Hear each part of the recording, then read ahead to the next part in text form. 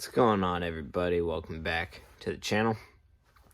Late night video here. Just in the garage, and I wanted to pull in my Honda here. So I actually, if you've been following the channel, I do some work on my F-150.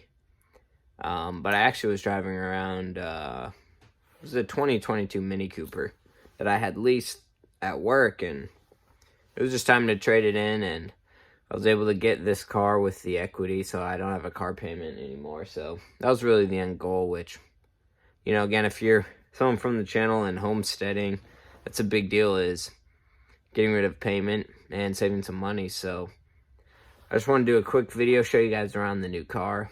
I did order some new struts and bushings, ball joints for like maybe 85 bucks for a kit. And so I have those on the way, and I've got oil and an oil filter on the way. So I'm going to do that stuff in a couple of videos later. But I just wanted to give you a quick update. I haven't made a video in a little bit. So this is the Honda in the garage. It actually fits quite nicely. There's still quite a bit of room. And, you know, I was actually able to get that little hanging light to work. So that's really, really nice. I was just kind of cleaning up under there, checking it out, checking the oil, checking the, you know, windshield wiper fluid, radiator fluid, the coolant, really. Not radiator fluid, but coolant levels. Clean up, looking for leaks, anything like that, looking for rusted out spots. And that way, kind of going forward, it's easier to tell what's been there and what's fresh. Right now, there's so much stuff from over time. It's a 2002, so it's 20 years old. So I think I'm actually going to give you guys a little walk around while I got you here. I was testing out, I'll show you this too.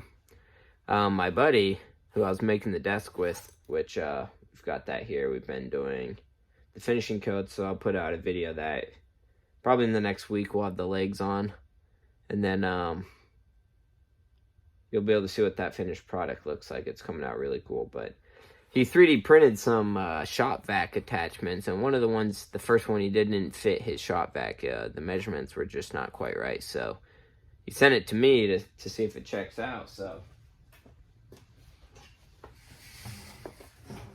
I want to show you guys, because I thought this was incredible. So this piece here is what he 3D printed now. Gets on there nice and tight. There's a little bit of tape on here, which is why it was, you know, sticking so hard. But so you just 3D printed this vac attachment. You know, it's a little nozzle to get down in some cracks and crevices. And yeah, it actually turned out to fit perfectly on mine, which I thought was amazing. Here is the piece here that actually came with the kit. So the one that came with it's a little longer, so I probably will end up using this more frequently. But just so you see the fitment, they're very similar. This one's actually a little more snug. It doesn't go down as far on to here, which I almost like the 3D printed one better for that. And then this one's a little wider on the end here. So technically that green one could get into some tighter spots. But I mean, I'll tell you, he was able to 3D print this for maybe 10 cents. Like, actually. I mean that's a $4 piece right there if you go pick that up somewhere. And so I share that with you because that is something he's been getting into, and we've been kind of doing together, just messing around with. But that's another thing that's really beneficial for homesteading, is being able to 3D print stuff that you need and saving money that way. So it's kind of like woodworking and building a desk, kind of like maintaining your own car, kind of like what this whole channel is about. So I just wanted to share that with you. I thought that was an incredible piece. But yeah, let's go check out the car, you know. So it's a 2002. It is a 5-speed manual. So just for anyone who's watching, if you want to follow along, we're going to be doing a lot of maintenance to it. So 2002 5-speed Honda Civic EX. It is the 1.7 VTEC engine. And, you know, it runs really good. The only thing I notice is like some of the shocks are definitely shot. Now, all 4 of them probably not, but I'm just going to buy the kit. And then even the struts and, not the struts, the control arm and the bushings and all that. I looked, and I'm not going to show you in this video simply because I don't want to move the camera around too much, but they're really not that bad. They're actually probably only maybe 3 years old, 5 years old. And I'm just guessing because of the condition they're in looks fairly new. So, it's not a big deal. It's just literally less than $100, and I happen to have a gift card from Christmas, so I was just like, you know what? We're just going to redo that and get the ride to feel amazing, like it was a brand new car. So, let's do it.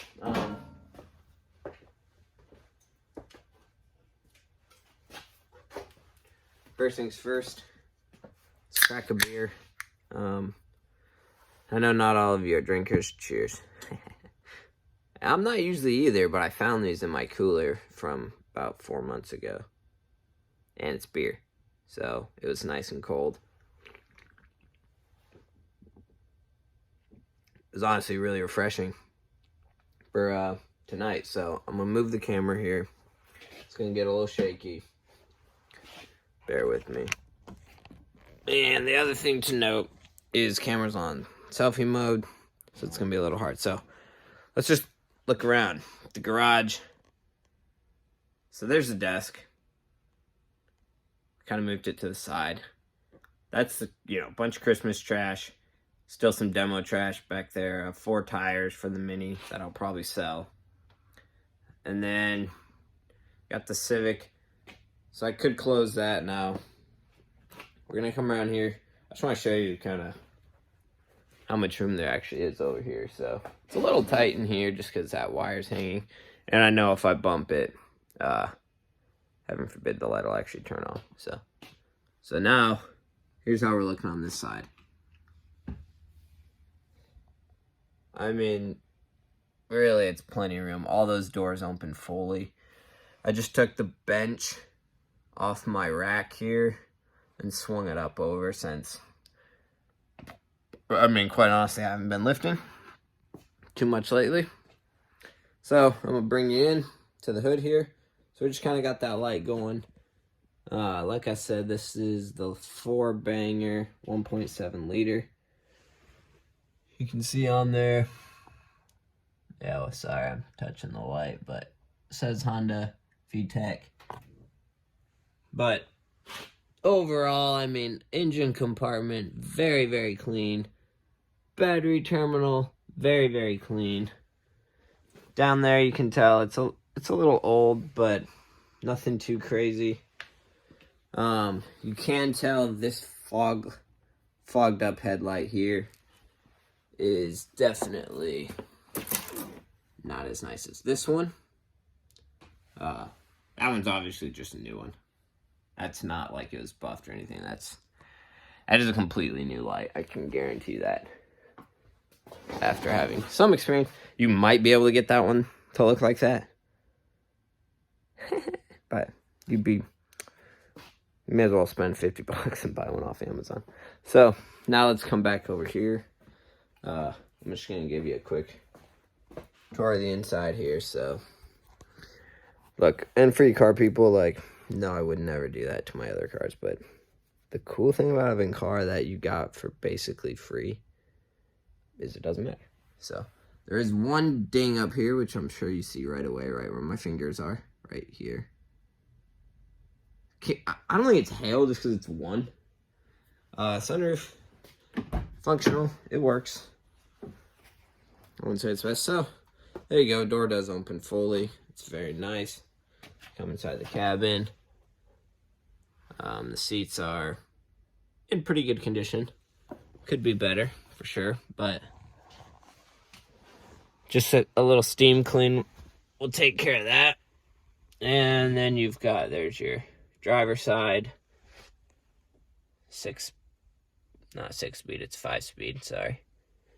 And driver's seat, pretty good condition. So, they did change out the radio there. So It's now at Kenwood, which is it's nice, I guess. It has Bluetooth, which my truck's Bluetooth doesn't work, so that's kind of cool. So that's really it for today's video. This is just kind of a chill out night. Just cleaned out the garage, found some beer, had a beer. Wanted to clean up the engine compartment, but again, I mean, it's just so clean to me for 2002. I mean, that's incredible. So I'm really excited about this, and really excited about what videos we can be putting out in the future here, because I'm gonna just try and set my camera up here. If the video cuts out, hope you guys enjoyed. It does do that sometimes when I'm putting it in the tripod. There we go. Let's bring that down. So that's pretty much it. It's already a 10-minute video, so if you've stayed this long, thanks for hanging out. I don't really have much more to show you guys. But yeah, I mean, I really am excited about this, and the reason being is it's just a smarter purchase. I can now lower my debt-to-income ratio, which provides my wife and I just a little bit closer, give us a little bit closer to our goal of buying a second house to flip. And that's what we really want to get into, is remodeling some homes and flipping them and building communities. And the money would be nice, but I think the deeper value there is just going into places and actually adding value and worth. And that's something about living in a house that was sold to me for $100,000. That's nothing.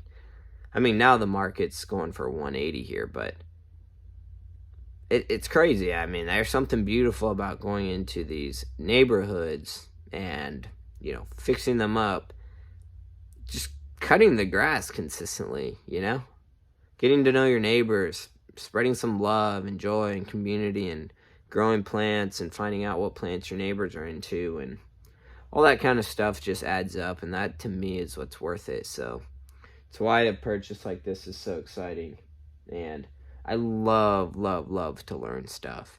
So learning how to put control arms and shocks in is going to be an absolute pain in the rear end, but it's awesome. You know, like, that's the kind of stuff I live for. Like, I live to learn the stuff that's going to be a pain in the ass, and that's kind of just always been my MO. I think that's one reason that I had a slight advantage over people when I was even 16 years old. You know, I was willing to work 40 hours a week at McDonald's, even though it was a complete pain in the ass. I never got to go to the parties, the hangouts, because I wanted to work. I wanted to make some money. I wanted to save some money, and I wanted to buy a car when I got my license. I wanted to be able to afford an apartment when I was 18 outside of my parents' jurisdiction. So kind of just always had that grind, and sometimes you have to humble yourself and buy something like this and drive around a beater car for a couple years, save some money to get to that next step. And you know, that next step for us is buying that second home, and for you it could be something totally different. It doesn't have to be in just cars. Like, you want to know a really good way to humble yourself and save money? Like, one of my addictions when I was younger was video games. The best way you can humble yourself is go buy an Xbox 360 and be happy with the games that are on that console. Never buy a new console or new games. Why do it? It's $600 for a new console every time, plus $60+ a game. Everybody buys at least 5 games for their consoles, right? So you're talking like another $300 at least on games, probably controllers, chargers, batteries. You're up to another $500. You're now sitting at least $1,000 for that piece of equipment. You want to know what I spent for this car? $1,000. So at the end of the day, there's no excuse. We all have our own different hobbies and things that we could slow down in. And for me, one of those areas was cars. I had some great deals. I was probably paying $300, $400 less a month for that Mini Cooper than anyone else in the US was. But still wasn't worth it. Like, I'm still losing $260 a month on that car, plus insurance, so $300 a month. And so what? So what? So that I can drive a cooler car? Doesn't do any good. Doesn't help me become self-sustained.